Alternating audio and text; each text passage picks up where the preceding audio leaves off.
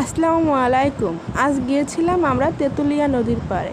এই যে দেখছেন নৌকা, এই নৌকায় এরা বসবাস করে জন্ম থেকে মৃত্যু পর্যন্ত। তাদের কোনো বাসা বাড়ি নেই, তারা এখানেই জন্মগ্রহণ করে, এখানেই মারা যায়। তাদের পেশা হলো জেলে। এই যে দূর দূরান্ত যা দেখতে পাচ্ছেন এখানে তারা, আর এটা হলো একটা মাটির রাস্তা। আমার হাতটা অনেক ভালো লাগছিল, তাই একটু ভিডিও করে রাখলাম যে আসলে রাস্তাটা এত সুন্দর লাগছিল যে হাঁটলে মনে হচ্ছে যে আরও হাঁটি, অনেক সুন্দর লাগতেছিল।